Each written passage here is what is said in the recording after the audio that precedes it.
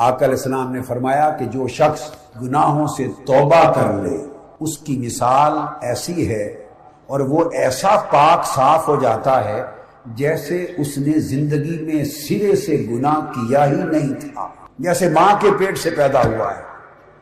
توبہ کا پانی اس کے لوح عمل سے گناہوں کی ساری سیاہی کو دھو دیتا ہے، پاک صاف کر دیتا ہے۔ کس حد تک کی گناہگاری کو توبہ کا پانی دھو دیتا ہے؟ حضرت ابو ہریرہ رضی اللہ تعالیٰ عنہ روایت کرتے ہیں، اور بخاری اور مسلم کی متفق علیہ حدیث ہے، آقا علیہ السلام نے فرمایا کہ ایک شخص پہلے زمانے میں ایسا تھا کہ اس پوری زندگی گناہوں میں ملوث رہا، خطا کار تھا، گناہگار تھا۔ جب موت کا وقت قریب آیا تو شرمندہ ہو گیا، اور شرمندگی، گناہ کا احساس ہو جانا، شرمندہ ہو جانا اور اللہ کے عذاب سے ڈر جانا، یہی توبہ کی روح ہے، یہی توبہ ہے۔ موت کا وقت قریب آیا تو اس نے اپنے بیٹوں کو جمع کیا اور جمع کر کے کہا کہ بیٹو، اب اسے گناہ یاد آ رہے ہیں، شرمندہ ہو رہا ہے اپنے کیے پر، پریشان حال ہے، اب خوف آخرت دامنگیر ہے، اللہ کے عذاب کا خوف اس کی آنکھوں کے سامنے۔ وہ کہتا ہے جب میں مر جاؤں تو مجھے جلا دینا، جو میں نے زندگی بسر کی ہے اب میں دوزخ کے عذاب سے بچ نہیں سکتا۔ اس کا خیال تھا کہ بجائے اس کے کہ اس دوزخ کے عذاب میں جلوں، مجھے میری لاش کو جلا دینا۔ یہ بنی اسرائیل کے زمانے کی، پہلے دور کی بات ہے، اور جب مجھے جلا دو تو میری راکھ بھی اکٹھی نہ رکھنا، اس کو ہوا میں اڑا دینا، منتشر کر دینا۔ اور پھر اس نے اپنے بیٹوں سے کہا خدا کی قسم، اگر میرے رب نے مجھے پکڑ لیا، اگر میری گرفت ہو گئی تو پھر میرا رب میرے گناہوں پر مجھے ایسا عذاب دے گا جو انسانیت کی تاریخ میں کسی انسان کو نہیں دیا ہوگا، اس لیے میں اس کا اہتمام خود ہی کر دیتا ہوں۔ ایسا ہی ہوا، جب وہ فوت ہو گیا اس کے بیٹوں نے اسے جلا دیا اور اس کی راکھ کو ہوا میں منتشر کر دیا۔ جب موت ہو چکی، سب کچھ ہو گیا، تو اللہ رب العزت نے ملائکہ کو حکم دیا کہ اس کی راکھ کے زمین پر بکھرے ہوئے سارے ذروں کو جمع کر دو۔ جمع ہو گئے، اور پھر حکم دیا راکھ کو کہ اب تو دوبارہ انسان بن کے، جیسے باس بعد الموت ہے، اس بندے کو میرے سامنے کھڑا کر دو۔ وہ شخص اللہ کے حضور کھڑا ہو گیا۔ متفق علیہ حدیث آقا یہ ہوا حکایت بیان فرما رہے ہیں۔ جب کھڑا ہو گیا تو اللہ تعالیٰ نے اس سے پوچھا، اے بندے یہ بتا، یہ ساری کاروائی جو تو نے کی، یہ جو کچھ تو نے کیا، تو نے کس چیز نے تجھے اس کام کرنے پر آمادہ کیا، برانگیختہ کیا؟ کیا خیال تیرے ذہن میں تھا کہ تو نے اپنے آپ کو جلوا دیا اور اپنی راکھ منتشر کروا دی؟ اس شخص نے ایک جملے میں جواب دیا، کانپ کر عرض کیا، باری تعالیٰ میں تجھ سے ڈر گیا تھا، میری پوری زندگی کے گناہ میری آنکھوں کے سامنے تھے۔ اے امت مسلمہ، یہاں یہ بات کہنا چاہتا ہوں، تاجدار کائنات کا کلمہ پڑھنے والوں اور بالخصوص نوجوان نسل، مجھے معلوم ہے کہ ہماری زندگیاں کتنے گناہ میں بسر ہو رہی ہیں، کتنی غفلتوں میں بسر ہو رہی ہیں، رب کی کتنی نافرمانی ہو رہی ہے۔ میں آپ سے خطاب کر رہا ہوں، اور پھر مجھے معلوم ہے، اے نوجوانوں، اپنے احوال دیکھ کر اتنے شرمندہ اور مایوس نہ ہونا۔ یہ جو تمہیں خطاب کرنے والا ہے آج کی رات طاہر القادری، رب کی عزت کی قسم تم سب سے بڑا گناہگار ہے۔ میرے گناہ، میری غفلتیں، میری خطائیں، میری نافرمانیاں تم سب سے بڑھ کر ہیں۔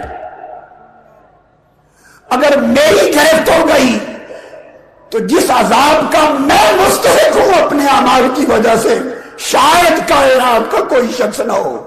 میں تو کبھی سوچتا ہوں کہ جب گھسیٹ کر فرشتے دوزخ میں مجھے پھینکے تو شاید دوزخ بھی قبول کرے یا نہ کرے، لیکن اس کے باوجود رب کریم کی رحمت میرے تمہارے ساری مخلوق کے گناہوں سے پھر وسیع تر ہے۔ باری تعالیٰ نے پوچھا تم نے ایسا کیوں کیا؟ اس نے کہا باری تعالیٰ میں تجھ سے ڈر گیا تھا اور تیرے خوف کی وجہ سے ایسا کیا۔ حدیث پاک میں آتا ہے اللہ پاک نے فرمایا فرشتوں کو میں نے اس کو بخش دیا، اس کی یہی توبہ اس کی عمر بھر کے گناہوں کو بچانے کے لیے کافی۔ یہ حدیث نبوی صلی اللہ علیہ وآلہ وسلم اس لیے بیان کرنا چاہتا تھا اور بیان کی تاکہ یہ معلوم ہو کہ رب کریم کی بخشش، بندہ اگر صدق کے دل سے توبہ کرے تو اس کی بخشش کا عالم کیا ہے۔ وَعَلَىٰ رَبِّهِمْ يَتَوَكَّلُونَ، اور مومن وہ لوگ ہیں جو اللہ پر کامل توکل رکھتے ہیں، اللہ پر کامل اعتماد رکھتے ہیں۔ یہ کہنا کہ ہمارا رب اللہ ہے، ہم تو اللہ کو مانتے ہیں، اللہ ہمارا خدا ہے، سب کچھ اللہ کے آدمی، یہ کہنا بڑا آسان ہے، مگر اس کہے پر اعتماد کرنا دل سے یہ مشکل ہے۔ الذین قالوا ربنا اللہ ثم استقاموا، جن لوگوں نے زبان سے کہہ دیا ہمارا رب اللہ ہے اور پھر اس پر جم گئے، استقامت کیا؟ جم گئے۔ ثم استقاموا، استقاموا کا مطلب یہ ہے کہ ایسے جم گئے کہ پھر چاہے وہ شدائد میں رکھے، بلاؤں میں رکھے، چاہے عطاؤں میں رکھے، چاہے بیماری میں رکھے، چاہے صحت میں رکھے، چاہے فراخ دلی، چاہے فراخی اور فراخی مال میں رکھے، چاہے تنگ دستی میں رکھے، چاہے خوشی میں رکھے، چاہے پریشانی میں رکھے، آندھیاں آئیں، طوفان چلیں، وہ ایسے جم جائیں کہ کوئی آندھی اور طوفان بھی حالات کی ان کی حالت ایمان کو متغیر نہ کر سکے۔ بولیے، ہم تھوڑی سی بات پر شکوے میں آ جاتے ہیں کہ جی سارا کچھ ہم عبادت بھی کرتے ہیں، نماز بھی پڑھتے ہیں، حج بھی کرتے ہیں، سب بھی کرتے ہیں، تو غربت ہمارے لیے ہی ہے، فاقے ہمارے لیے، بیماری گھر سے جاتی نہیں ہے، اتنی دعائیں کرتے ہیں، اتنی دعائیں کرتے ہیں، قبول ہی نہیں ہوتی۔ یہ کوئی کرنے کی باتیں ہیں؟ اے بندے سوچ، تیرا کام کیا ہے؟ تیرا کام دعا ہے یا قبولیت ہے؟ بندہ خدا بننا چاہتا، بندہ، مصیبت یہ ہے کہ بندہ بندہ نہیں رہنا چاہتا، خدا بننا چاہتا۔ بندے کا منصب ہے دعا کرنا، مانگنا، بس۔ بندے کا کام ہے دعا اور رب کا کام ہے عطا۔ بندگی یہ ہے کہ تو دعا کرے، تو مانگے، منگتے کا بندے کا کام یہ ہے کہ تو مالک سے مانگے، وہ عطا کرے یا نہ کرے تیری مانگ کے اور تیری سمجھ کے مطابق، یہ مالک کی مرضی ہے۔ اور جب تو چاہتا ہے کہ اتنے دن ہو گئے دعا کرتے ہوئے، تو دعا کرتے ہوئے اتنے سال ہو گئے تو ملا ہی نہیں، تو کیا دین کہ مالک تم خود بننا چاہتے ہو؟ یہ اس کی مرضی ہے، اس کی اتھارٹی کیوں چھیننا چاہتے ہو اللہ کے ہاتھ سے؟ ہم اللہ کی اتھارٹی چھیننا چاہتے ہیں۔ اب بات کو سمجھیں، آقا علیہ السلام نے فرمایا، حدیث پاک ہے، حضور صلی اللہ علیہ وسلم نے ارشاد فرمایا کہ کوئی دعا مسلمان کی رد نہیں ہوتی، ہر دعا قبول ہوتی۔ کیا؟ ہر دعا قبول ہوتی۔ حدیث پاک، حدیث صحیح ہے، ہر دعا اللہ پاک قبول کرتا ہے، مگر اس کی قبولیت کی تین شکل، کتنی شکلیں ہیں؟ تین شکلیں ہیں قبولیت کی۔ پہلی ایک شکل تو یہ ہے کہ بندے نے جو مانگا اس کے مانگنے کے مطابق عطا کر دے، اللہ اس کے مانگنے کے مطابق عطا کر دے، یہ قبولیت کی ایک شکل ہے۔ دوسری شکل قبولیت کی ایک اور ہے، وہ بھی قبول ہوتی ہے دعا، کیا؟ کہ جو مانگا وہ عطا نہ کرے، اسے بھی قبولیت دعا کہتے ہیں۔ سبحان اللہ،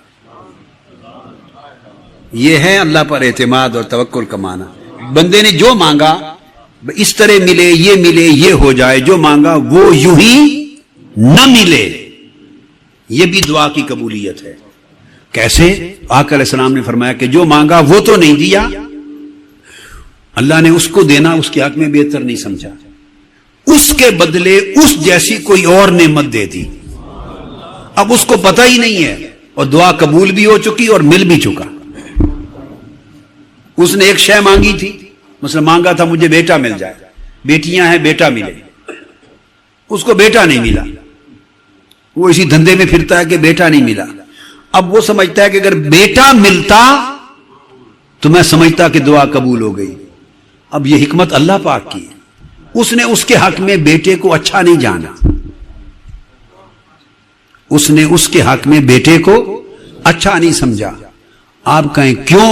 تو جواب یہ ہے بھائی یہ اچھائی کو بہتر آپ سمجھتے ہیں یا مالک سمجھتا ہے؟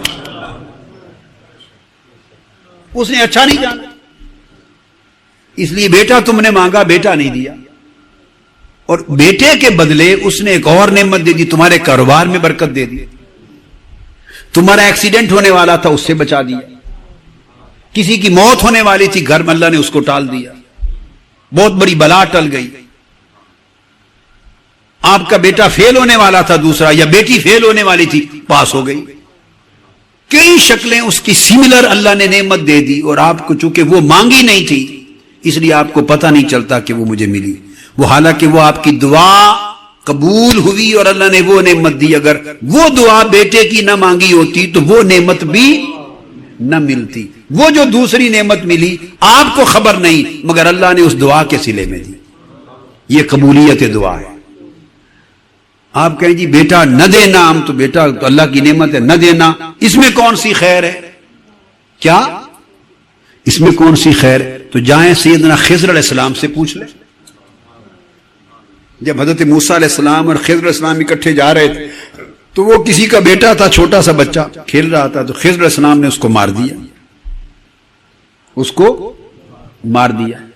تو جب بعد میں وجہ بتائی تمام اعمال کی اور افعال کی اور واقعات کی توجیہ کی، جب بعد میں ایکسپلین کیا تو فرمایا خضر علیہ السلام نے اس لیے مار دیا کہ اگر یہ جوان ہوتا کافر ہو جاتا، اور اس کی بیٹے کی محبت میں اس کے والدین بھی اپنا ایمان اور آخرت خراب اور برباد کر بیٹھتے، تو اس بیٹے کا زندہ رہنا اس کے والدین کی آخرت کی خرابی اور تباہی کا باعث ہوتا. سو احسان کیا، اس کے والدین کی آخرت بچا لی. یہ بھی کافر ہو کے جہنم میں جاتا، والدین کو بھی لے ڈوبتا، اس کو بھی جہنم سے بچا لیا، والدین کو بھی بچا لیا، اور اس کے بدلے دعا کی کہ باری تعالیٰ نعم البدل عطا کر. اس کے بدلے میں اللہ نے پھر انہیں بیٹی عطا کی، اللہ نے انہیں بیٹی عطا کی، اور جو بیٹی عطا کی اس بیٹی کی نسل سے اللہ رب العزت نے 11 انبیاء پیدا کی، اس کی نسل سے 11 انبیاء پیدا کی. روایات آئی ہیں کسی میں 9 آیا کا تذکرہ، کسی میں 11 کا، کسی میں 13 کا، کسی میں زیادہ کا بھی تذکرہ آیا. تو 11 انبیاء اس کی نسل سے پیدا ہوئے. تو اللہ پاک نے نعم البدل عطا کیا. بندہ سمجھتا ہے کہ بیٹا ملے تو اسی میں خیر ہے، اب یہ اس کی سمجھ ہے، اور مالک کی سمجھ یقیناً بندے سے زیادہ ہے. اس نے اس کے بدلے کچھ اور عطا کر دیا. تو یہ بھی قبولیت دعا ہے کہ جو مانگا تھا وہ نہیں دیا، اس کے بدلے کوئی اور نعمت دے دی. تو یہ قبولیت دعا کی دوسری شکل. اب ایک تیسری شکل ہے قبولیت دعا کی. آقا علیہ السلام نے فرمایا وہ یہ کہ نہ وہ دیا جو مانگا تھا، نہ اس کے بدل میں کچھ دیا، بلکہ اسے مؤخر کر کے آخرت میں جب نامہ اعمال تلے گا اور آپ بالکل بے بس و بے کس کھڑے ہوں گے، اس آخرت میں اس دعا کو اعمال صالحہ میں بڑا بارہ وزنی شے بنا کے ڈال دیا تاکہ آپ کی بخشش کا سامان بن جائے. ساری دعائیں بندوں کی جو لوگوں کے اپنی سمجھ بوجھ اور حسب منشا پوری نہیں ہوتی اور وہ سمجھتے ہیں کہ ہماری دعا پوری نہیں ہوئی، وہ بھی قبول ہو چکی. جو اس دنیا میں نہیں ملا وہ قبول ہو چکی. اللہ رب العزت نے انہیں محفوظ کر لیا ہے آپ کے نامہ اعمال میں. جب قیامت کے دن آپ تنگی اور پریشانی میں ہوں گے، وہ ساری دعائیں آپ کی بخشش کے لیے سامان شفاعت کا بن. تو بولیے دعا قبول ہوئی یا نہیں ہوئی؟ مومن کی دعا رد ہوتی ہی نہیں ہے. اب یہ ہمارے کنسپٹس ہیں، ہم سمجھتے ہیں ہماری منشا کے مطابق ہو تو قبول ہے اور ہماری منشا کے مطابق نہ ہو تو قبول. یہ ہماری سوچ. اب یہاں ایک مثال دیتا ہوں. سیدنا موسیٰ علیہ السلام جب فرعون کے مظالم بڑھ گئے، یہ توکل کی بات ہے. توکل اور صبر اکٹھی چیز ہے، اس کا نام بندگی ہے. یہ کیفیت ہے کہ مومن وَعَلَىٰ رَبِّهِمْ يَتَوَكَّلُونَ. مومن وہ ہوتا ہے جو اپنے رب پہ توکل کرتا ہے. توکل یہ ہے، توکل یہ ہے کہ حالات جو بھی ہو جائیں دل ڈگمگائے نہیں. مصائب و علام اور شدائد و آفات کی جتنی آندھیاں بھی چلیں، طوفان چلیں، دل میں جو اس کے ایمان کی ثبات ہے، استقامت ہے، وہ جمع رہے اس کا درخت کمزور پودوں کی طرح اس طرح جھولے نہیں. اس کیفیت کو توکل کہتے ہیں. سیدنا موسیٰ علیہ السلام پر اور بنی اسرائیل پر جب فرعون کے مظالم بہت بڑھ گئے، تو سیدنا موسیٰ علیہ السلام پر اور بنی اسرائیل پر جب مظالم بہت بڑھ گئے فرعون کے بہت، تو آپ نے بد دعا کی، یعنی اللہ تعالیٰ کی حضور دعا کی کہ باری تعالیٰ اس فرعون غرق کر اور غرق ہونے تک اسے ایمان کی توفیق نہ دے. یہ موسیٰ علیہ السلام کی دعا، غرق ہونے تک ایمان کی توفیق نہ دے اور غرق کر دے اسے. اتنے مظالم اس نے کیے تیرے دین کے خلاف اور تیرے پیغمبر کے خلاف اور تیرے پیغمبر کی امت کے خلاف. اب قرآن مجید میں آتا ہے آپ کی اس دعا کو اللہ رب العزت نے قبول کر لیا اور وہی بھیجی، اور وہی بھیج کر اللہ پاک نے فرمایا کہ اے موسیٰ تمہاری دعا قبول ہو گئی. اجیبت دعوتکما، آپ دونوں کی دعا اللہ نے قبول کری. قرآن مجید کی آیت ہے کہ تمہاری دعا قبول کر لی گئی. اب یہ قرآن مجید فرماتا ہے کہ اللہ کی وحی آ گئی، دعا نہ صرف قبول ہوئی بلکہ دعا کے قبول ہو جانے کی اطلاع بھی بذریعہ وحی دے دی گئی. اب معلوم ہے کہ فرعون پھر غرق کتنے عرصے کے بعد ہوا اس دعا کی قبولیت کے. دعا ہوئی اللہ کے رسول کی اور اللہ نے فرمایا قبول کر لی میں نے، اور دعا قبول ہو گئی. اب دعا قبول ہونے کا مطلب جو ہم لیتے ہیں، جو ہمارا کانسیپٹ ہے، تو اگلے دن اسے غرق ہو جانا چاہیے تھا نا. پھر جو اگلے دن غرق نہیں ہوا تو ہفتے کی مہلت دے دیتے ہم. تو اگر ہم ہوتے ہفتے بعد غرق ہو جائے. جب وحی میں اللہ پاک نے اطلاع کر دی کہ دعا قبول ہو گئی اس کے غرق ہونے کی خبر، تو انتظار میں رہتے. ہر روز صبح موسیٰ علیہ السلام اٹھتے تو خبر پوچھتے کہ سناؤ کیا بنا، رات کو غرق ہو گیا کہیں فرعون کے؟ نہیں. اگر ہم ہوتے تو ایسے ہی کرتے نا. مگر دن گزر گئے، ہفتے گزر گئے، مہینے گزر گئے، سال گزر گئے، دعا قبول ہو گئی ہے. وحی الہی میں اطلاع آ گئی ہے کہ اے موسیٰ دعا قبول ہو گئی اس کے غرق ہونے کی. سال گزر گیا، 2 سال گزر گئے، 3 سال گزر گئے. اس کو بندگی کہتے ہیں. اور موسیٰ علیہ السلام کبھی پریشان نہیں ہوئے. اب انتظار نہیں کیا اس دن کا کہ کب غرق ہوتا ہے، نہیں، بس رب نے فرما دیا دعا قبول ہو گئی، بس ختم. بندے کا کام ختم ہو گیا. ہائے ہائے ہائے، یہ ہے کاش ہمیں یہ بندگی آ جائے، کاش ہمیں یہ بندگی آ جائے. بندے کا کام ختم ہو گیا، اس کا کام تھا مانگنا. وہ میاں محمد صاحب رحمۃ اللہ علیہ کا بھی ایک شعر ہے پنجابی میں، وہ بھر بھر مشکاں پاوے کے مالی دا کم پانی دینا، بھر بھر مشکاں پاوے مالک دا کم پھل پھل لونا، لاوے یا نہ لاوے. مالی کا کام پانی دینا ہے، مالک کا کام پھل لگانا ہے. مالی کا کام ہے اپنا کام کرتا جائے. مالک نے پھل لگایا یا نہیں لگایا، مالک کی اتھارٹی نہ چھینو، رب کی جگہ پہ خود کو نہ بٹھا لو. تو موسیٰ علیہ السلام پریشان نہیں ہوئے. سال گزر گئے، 5 سال گزر گئے، 10 سال گزر گئے. کو سمجھ میں آتی ہے بات؟ اندازہ کر لیں. توکل کی شان بھی دیکھیں اور صبر بھی دیکھیں اللہ کے پیغمبر کا. 40 سال گزر گئے.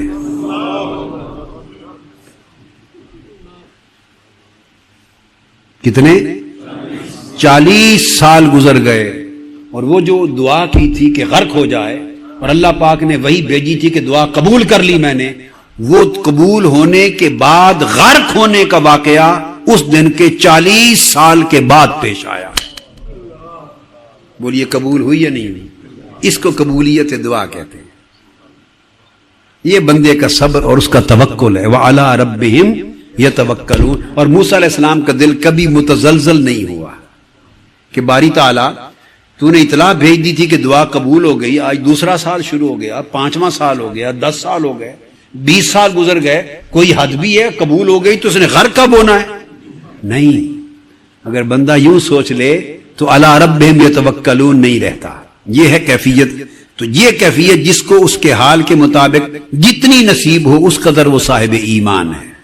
اسلام کی وادی ایک تھی، اسلام وارد ہوا تھا جسم پر، وہ دل میں داخل نہیں ہوا تھا، ایمان وارد ہوا ہے دل میں۔ اب جسم و قلب دونوں مسلمان ہو گئے، جس کا جسم اور دل دونوں مسلمان ہو جائیں وہ مومن ہے۔ جس کا سر جھکا سجدے میں دل نہ جھکا وہ مسلمان ہے، اور جس کے سر کی طرح دل بھی سر جھکا کعبے کی طرف اور دل جھکا رب کعبہ کے سامنے وہ مومن ہے، وہ مومن ہے۔